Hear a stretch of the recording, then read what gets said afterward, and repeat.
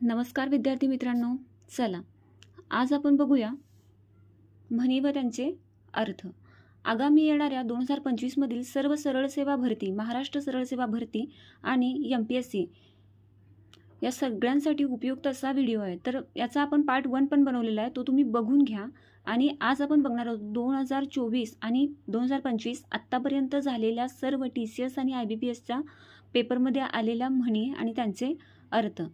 हा व्हिडिओ आवडल्यास नक्की शेअर करा. तर चला, पहिली म्हण आहे यातली, सारवा भिंती म्हणे कोणाडे किती. या वाक्यप्रचाराचा अर्थ सांगा. सारवा भिंती म्हणे कोणाडे किती, तर याला म्हण असंही बोललं जातं. तर कामाव्यतिरिक्त इतर चौकशी करणे, कामाव्यतिरिक्त इतर चौकशी करणे म्हणजे सारवा भिंती म्हणजे कोणाडे किती याचा अर्थ होतो. तर मर्यादित, बाकीचे ऑप्शन पण बघून घेऊ. मर्यादित कुवत असणे, मर्यादित कुवत असणे म्हणजे काय, तर सरड्याची धाव कुंपणापर्यंत. त्याच्यानंतर म्हातारपण आले की बुद्धी चळते, म्हातारपण आले की बुद्धी चळते, ह्याची म्हण कोणती असेल, तर साठी बुद्धी नाठी. तर बघा लास्ट ऑप्शन बघा, गोड बोलून गळा कापणे. गोड बोलून गळा कापणे म्हणजे केसांनी गळा कापणे, अगदी काहीही अंदाज न देता एखाद्याचा घात करणे, विश्वासघात करणे, त्याला आपण म्हणतो गोड बोलून गळा कापणे. तर या पहिल्या म्हणीचा अर्थ होतो सारवा भिंती म्हणजे कोणाडे किती म्हणजे काय, कामाव्यतिरिक्त इतर चौकशी करणे, कामाव्यतिरिक्त इतर चौकशी करणे. तर दुसरी म्हण आहे कानात बुगडी आणि गावात फुगडी. कानात बुगडी आणि गावात फुगडी ह्या म्हणीचा अर्थ कोणता, तर आपल्या जवळच्या थोड्याशा संपत्तीचे मोठे प्रदर्शन करणे, हवी असलेली वस्तू आपल्याजवळच असताना तिची जाणीव नसणे, 3 चुकीच्या मार्गाने शोध घेण्याचा मूर्खपणा करणे, आणि आपल्या कल्पनेच्या जोरावर वास्तवाच्या पलीकडचे आपण पाहू शकतो. तर याचा योग्य अर्थ असा होतो की हवी असलेली वस्तू आपल्या जवळच असते पण तिची आपल्याला जाणीव नसते. कानात बुगडी गावात फुगडी. जसं की काखेत कळसा गावाला वळसा, ही सुद्धा याची सिमिलर म्हण होते. बघा आता बघा इथे गॅप दिला आहे म्हणजे फिल इन द ब्लँक्स आहे खरं तर सरड्याची धाव ही म्हण आपल्याला पूर्ण करायची आहे. सरड्याची धाव कुंपणापर्यंत, सरड्याची धाव कुठपर्यंत, कुंपणापर्यंत, घरापर्यंत, दारापर्यंत, झाडापर्यंत नाही, कुंपणापर्यंत, हे बरोबर आहे. गर्वाचे घर खाली ह्या म्हणीचा अर्थ सांगा. बघा ऑप्शन 1 नुकसान होता होता टळणे, आपली कुवत नसताना व्यवहार करणे, गर्विष्ठ माणसाला अखेर लज्जित व्हावे लागते, आणि गरज असेपर्यंत पुढे पुढे करणे. तर गर्वाचे घर खाली याचा योग्य अर्थ होतो गर्विष्ठ माणसाला अखेर लज्जित व्हावेच लागते. काय होतो, गर्विष्ठ माणसाला अखेर लज्जित व्हावे लागते. खालील म्हणीचा अर्थ सांगा. बघा म्हण वैद्याची पोर गालगुंडाने मेली. वैद्याची पोर गालगुंडाने मेली म्हणजे डॉक्टरचीच पोरगी गालगुंड होऊन मेली. तर बघा आपल्या ज्ञानाचा आपल्याला उपयोग नसतो, हे झालं पहिला ऑप्शन. दुर्जनाच्या तावडीत सज्जन मनुष्य, दुसरा ऑप्शन. सरळ सरळ हल्ला आणि एकाचे दुसऱ्यावर ढकलणे. तर वैद्याची पोर गालगुंडाने मेली ह्याचा खरा अर्थ हा असतो की आपल्या ज्ञानाचा आपल्यालाच उपयोग नसतो. आता घरचा डॉक्टर असूनही तो मुलगीला नाही वाचवू शकला म्हणजे काय, आपलं ज्ञान आपल्याही उपयोगी नाही आलं. तर ह्याचा अर्थ काय होतो, आपल्या ज्ञानाचा आपल्यालाच उपयोग नसणे. आज अंबारी उद्या झोळी, आज अंबारी उद्या झोळी याचा अर्थ काय होतो बघून घेऊ आपण. ऑप्शन 1 जेथे जिवाळा नाही तेथे दुःखही नाही, 2 गरजवंताला अक्कल नसते, 3 आधी भोजन मग देवपूजा, 4 कधी वैभव तर कधी दैन्य. आता याचा योग्य अर्थ होतो कधी वैभव तर कधी दैन्य. अंबारी म्हणजे हत्तीची सवारी, म्हणजे आज अंबारी उद्या झोळी म्हणजे कधी वैभव तर कधी गरिबी, कधी श्रीमंती तर कधी दरिद्री अवस्था. तर आज अंबारी उद्या झोळी.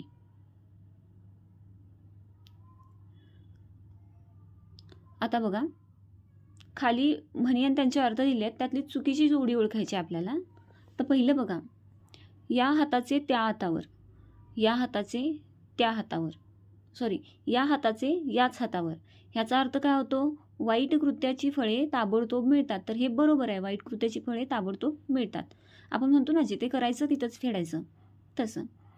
बघा दुसरा ऑप्शन बघू, बाप से बेटा सवाई, वडिलांपेक्षा मुलगा हुशार, हेही बरोबर आहे. आपल्याला काय सांगितलं त्यांनी, चुकीची जोडी सांगितली आहे. तर तिसरं बघू, 12 पिंपळावरचा मुंजा, पिंपळाच्या झाडावर राहणारा. तर त्याचा अर्थ असा होतो का, नाही, म्हणजे इथे चूक आहे. 12 पिंपळावरचा मुंजा पिंपळाच्या झाडावर राहणारा, नाही, हे नाही येणार. तर आता शेवटचं बघून घेऊ, हिरा तो हिरा गार ती गार, गुणी माणसाचे गुण प्रकट झाल्या वाचून राहत नाही. तर इथे चुकीचा ऑप्शन नंबर 3 येतो.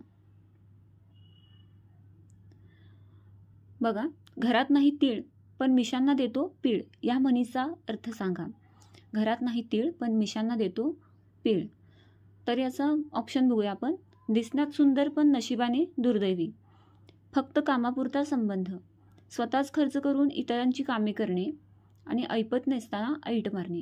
तर घरात नाही तीळ आणि मिशांना देतो पीळ म्हणजे काय, ऐपत नसताना ऐट मारणे, हा याचा योग्य अर्थ होतो. याच्याशी सिमिलर अजून एक म्हण आहे की काय म्हणतो, घरात नाही दाना आणि मला बाजीराव म्हणा, हेही इथे लागू होतं. बघा, राजा बोले दळ हाले, राजा बोले दळ हाले, याचा योग्य अर्थ सांगा. बघा, कामचुकार माणूस नशिबाला बोलतो, रडून रडून काम करून घेणारा माणूस, पैसा आला तरी त्याची खूप गरिबी असावी, आणि सामर्थ्यवान व्यक्तीच्या बोलण्याला महत्त्व असते. तर बघा, राजा बोलले की सगळे कामाला लागतात, बाकी इतर कोणी बोललं तर एकही शिपाई हलणार नाही. तर याचा अर्थ काय होतो, सामर्थ्यवान व्यक्तीच्या बोलण्याला महत्त्व असते, म्हणून राजा बोले दळ हाले, याचा अर्थ काय, सामर्थ्यवान व्यक्तीच्या बोलण्याला महत्त्व असते. एका खांबावर द्वारका, या म्हणीचा अर्थ सांगा. एका खांबावर द्वारका, बघू आपण ऑप्शन, एका दरम्यान 2 तलवारी, एक ना धड भाराभर चिंध्या, एक खांबी तंबू आणि एका माळीचे मणी. एका खांबावर द्वारका म्हणजे याचा अर्थ असा होतो की सगळ्याच गोष्टींचा भार एकाच माणसावर असणं. आता याच्यामध्ये बघा, एक खांबी तंबू म्हणजे पूर्ण त्या तंबूचा पूर्ण भाग हा भार एका खांबावर आहे. तर इथे योग्य अर्थ काय होतो, एक खांबी तंबू. खालील म्हणीचा योग्य अर्थ ओळखा. बोलाचाच भात आणि बोलाचीच कढी. ऑप्शन बघून घेऊ, शूद्र माणसाच्या निंदेने थोर माणसांचे काही नुकसान होत नाही. उत्तम स्थिती गेली पण त्या आठवणी मागे उरल्या. 3 नंबर, अडल्या कामासाठी अधिक परिश्रम घेणे. लास्ट, केवळ बोलून बोलूनच सर्वांना संतुष्ट करावयाचे पण कृती मात्र शून्य. काही लोक असतात नुसतेच बोलतात बोलतात बोलतात, करत काहीच नाहीत, म्हणजे गोड बोलून खुळं करायचं. तर काय, बोलाचाच भात आणि बोलाचीच कढी, केवळ बोलून बोलूनच सर्वांना संतुष्ट करावयाचे पण कृती मात्र शून्य. ऑप्शन 4 बरोबर. खालील म्हणीचा योग्य अर्थ ओळखा.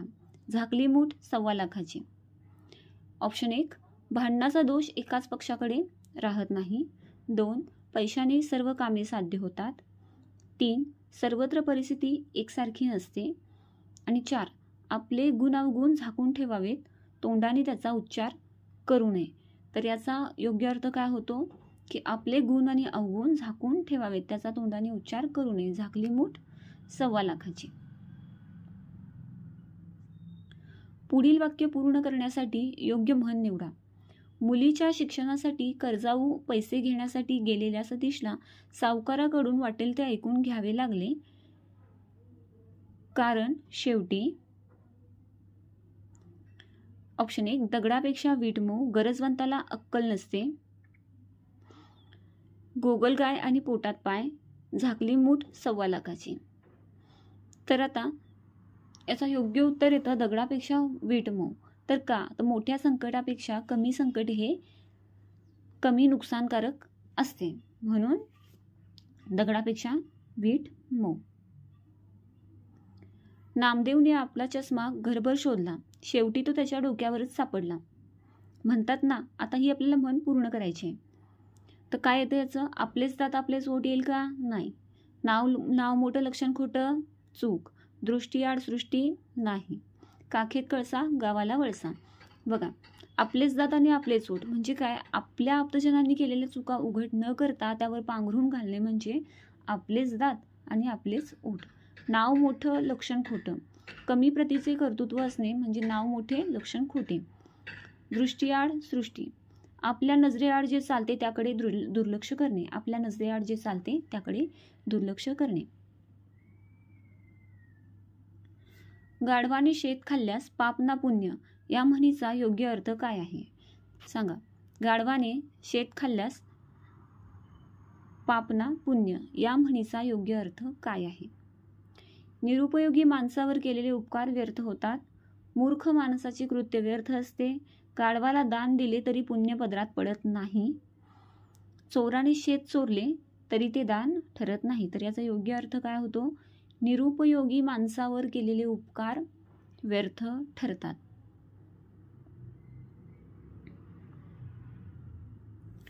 असंगाशी संग प्राणाशी गाठ. असंगाशी संग प्राणाशी गाठ या म्हणीचा अर्थ ओळखा. दुष्ट माणसे समाज विघातक असतात. दुर्जन माणसांची संगत केल्यास प्रसंगी जीवालाही धोका निर्माण होतो. दुर्जन माणसांची संगत केल्यास प्राण परत येतो. दुष्ट माणसे बेरकी असतात. तर बघा ऑप्शन 2 हा इथे बरोबर येतो. असंगाशी संग प्राणाशी गाठ म्हणजे दुर्जन माणसांची संगत केल्यास जीवालाही धोका निर्माण होतो. लग्नाला 20 तर वाजंत्रीला 30 या म्हणीचा अर्थ सांगा. बघा म्हण काय आहे? लग्नाला 20 तर वाजंत्रीला 30. ऑप्शन बघून घेऊ. एका गोष्टीमुळे दुसरी गोष्ट घडून येणे. मुख्य कार्यापेक्षा गौण कार्याला अधिक खर्च करणे. लोकांच्या नादी लागून घरदार विकणे. मुद्दाम वेड्याचे सोंग घेणे. तर लग्नाला 20 तर वाजंत्रीला 30 याचा अर्थ काय होतो? मुख्य कार्यापेक्षा गौण कार्याला अधिक खर्च करणे. गौण म्हणजे महत्त्वाचे नसणाऱ्या, म्हणजे मुख्य कार्यापेक्षा कमी महत्त्वाच्या किंवा क्षुल्लक कारणासाठी खर्च जास्त करणे. द्यावयाचे अगदी थोडे आणि त्या बदल्यात भरपूर काम करून घेणे ह्या अर्थाची म्हण सुचवा. बघा द्यावयाचे अगदीच थोडे पण त्या बदल्यात भरपूर काम करून घेणे या अर्थाची म्हण बघूया आपण कोणते. पहिली म्हण आहे पैदक्षिणा लक्ष प्रदक्षिणा. दुसरी घरोघरी मातीच्या चुली. तिसरी ज्याची खावी पोळी त्याची वाजवावी टाळी. साखरेचे खाणार त्याला देव देणार. तर या प्रश्नाचं योग्य उत्तर आहे 1. काय येतं? पैदक्षिणा आणि लक्ष प्रदक्षिणा. तर बाकीच्या म्हणीचेही अर्थ आपण बघून घेऊ. घरोघरी मातीच्या चुली म्हणजे काय? सगळीकडे सारखीच परिस्थिती असणे. ज्याची खावी पोळी त्याची वाजवावी टाळी म्हणजे जो मदत करतो त्याच्याशी कृतज्ञ राहावे. त्याच्या उपकारांची जाण असावी म्हणजे कृतज्ञ राहावे. साखरेचे खाणार त्याला देव देणार. नशीबवान माणसाला सर्व परिस्थिती ही अनुकूल असते. म्हणजे ते ज्याही कुठल्या कामात लक्ष घालतील ना तर त्यांची ती कामंही नेहमीच यशस्वीपणे पूर्ण होतात. बघा अंगापेक्षा भोंगा जड. अंगापेक्षा भोंगा जड या म्हणीचा नेमका अर्थ काय? बघूया आपण. एखाद्या गोष्टीपासून अलिप्त राहणे नाही. आहे त्या परिस्थितीपेक्षा जास्त मोठेपणा मिरवणे हो हे बरोबर आहे. तर अंगापेक्षा भोंगा जड म्हणजे आहे त्या परिस्थितीपेक्षा जास्त मोठेपणा मिळवणे. ना आवडतीचे मीठ अळणी या म्हणीचा अर्थ कोणता? ना आवडतीचे मीठ अळणी. तर बघून घेऊ आपण. आपल्या विरोधात असणाऱ्या माणसाने कोणतीही गोष्ट कितीही चांगली केली तरी ती आपल्याला वाईटच दिसते. तर ना आवडतीचे मीठ अळणी म्हणजे काय? की आपल्या न आवडणाऱ्या व्यक्तीने कुठलीही गोष्ट केली तरी ती आपल्याला वाईटच दिसते. खालील ऑप्शनही बघून घेऊ. कोणत्याच कामाचे नसणे नाही येणार. निंदा करणारा माणूस उपयोगी ठरतो. सर्वच माणसे सारख्या स्वभावाची नसतात. तर याचं योग्य उत्तर काय येतं? उत्तर क्रमांक 1. आपल्या विरोधात असणाऱ्या माणसाने कोणतीही गोष्ट कितीही चांगली केली तरी ती आपल्याला वाईटच दिसते. पुढे दिलेल्या म्हणीचा अर्थ ओळखा. अंथरूण पाहून पाय पसरणे. अंथरूण पाहून पाय पसरणे म्हणजे आपली ऐपत जितकी आहे तसेच आपण वागणे. धनसंचय करणे येईल का? नाही. आपली ऐपत पाहून वागावे तर हे बरोबर आहे. फसगत करणे नाही येणार आणि कोणतेही काम करणे नाही येणार. तर अंथरूण पाहून पाय पसरणे म्हणजे जितकी आपली ऐपत आहे ते पाहूनच आपण वागणे. दीड हळकुंडात पिवळी. दीड हळकुंडात पिवळी ह्या म्हणीचा अर्थ काय? तर थोड्याशा यशाने हुरळून जाणे म्हणजे दीड हळकुंडात पिवळी. आपल्याला अजून एक म्हण माहिती आहे बघा, की अर्ध्या हळकुंडाने पिवळे होणे म्हणजेच सेम, पण अलीकडे जुन्या म्हणींमध्ये थोडेसे बदल करून TCS आणि IBPS प्रश्न विचारत आहे. तर तुम्हाला जुन्या म्हणीही माहीत असणं गरजेचं आहे, कारण तेच प्रश्न फिरवून फिरवून नव्या भाषेत विचारत आहेत. आता अर्ध्या हळकुंडाने पिवळे होणे हा आपल्याला माहिती आहे, पण कधी कधी मुलांचं कन्फ्युजन होऊन जातं. दीड हळकुंडात पिवळी म्हणजे थोड्याशा यशाने हुरळून जाणे. बघा, हव्यास बाळगणे म्हणजे काय? तो उत्कट इच्छा असणे. एक ना धड भाराभर चिंध्या म्हणजे कोणतेही काम न पूर्ण करणे. 100 कामे हाती घेऊन त्यातलं एकही काम पूर्ण होणे. एक ना धड भाराभर चिंध्या. जनात एक आणि मनात एक या म्हणीचा वाक्यात उपयोग करा. जनात एक आणि मनात एक. सुशील हा जनात एक आणि मनात एक असा अभ्यास करतो. जनात एक आणि मनात एक करून भावे काका तीर्थयात्रा करतात. नाही. लोकांना जाऊन उपदेश करणे म्हणजे जनात एक आणि मनात एक.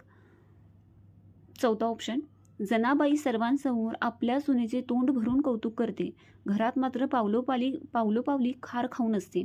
म्हणतात ना, जनात एक आणि मनात एक म्हणजे वरवर दिखावापणा करणे आणि मनात खरे भाव लपवून ठेवणे.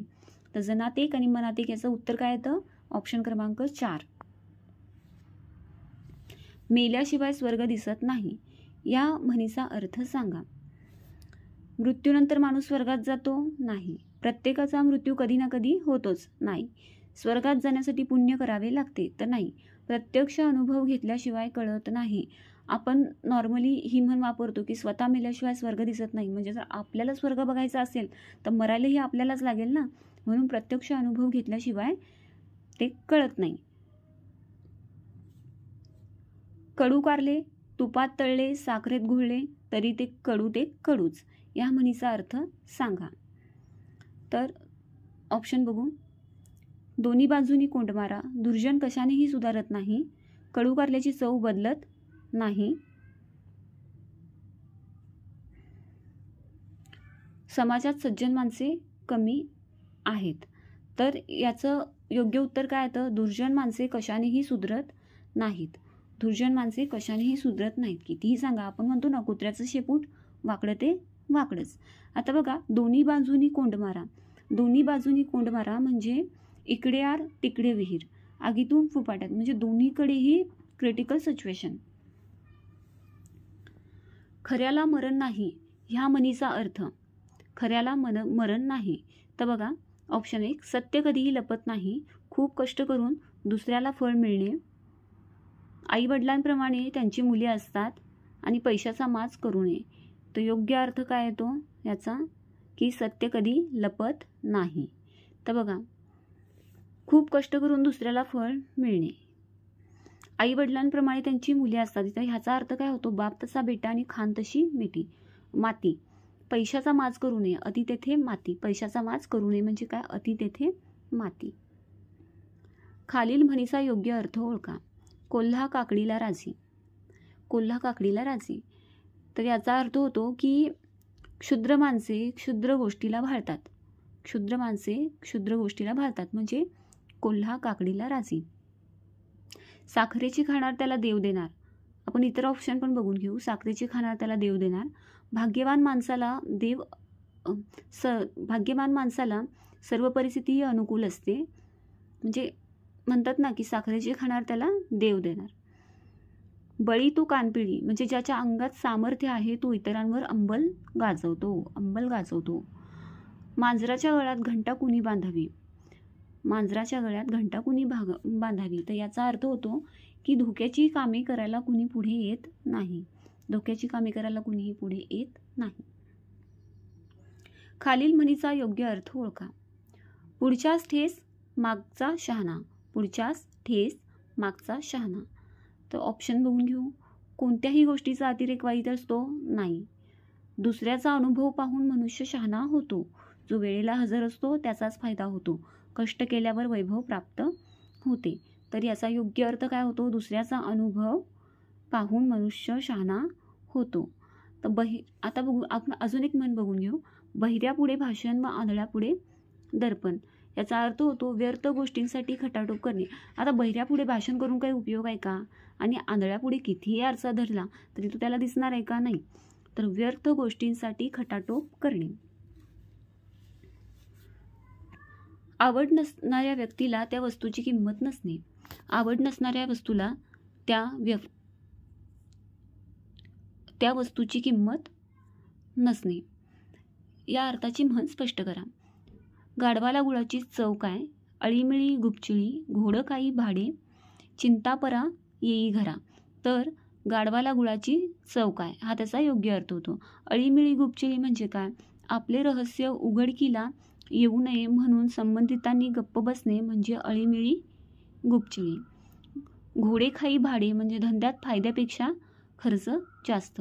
घोडेखाई भाडे म्हणजे धंद्यात फायद्यापेक्षा खर्च जास्त. चिंतीपरा येई घरा. दुसऱ्याचे वाईट व्हावे अशी इच्छा केली की आपलेच वाईट होते. दुसऱ्याचे वाईट व्हावे अशी इच्छा केली की आपलेच वाईट होते. तर आज आपण येथे भरपूर म्हणी बघितल्या आहेत. त्या लेटेस्ट म्हणी आहेत. तर तुम्ही या बघा आणि याचा भाग 1 पण मी याची कॉमेंटमध्ये लिंक देईन. तर तुम्ही तोही बघून घ्या. व्हिडिओ आवडल्यास नक्की शेअर करा, लाईक करा आणि चॅनललाही सबस्क्राईब करा. भेटूया नेक्स्ट व्हिडिओमध्ये. थँक्यू.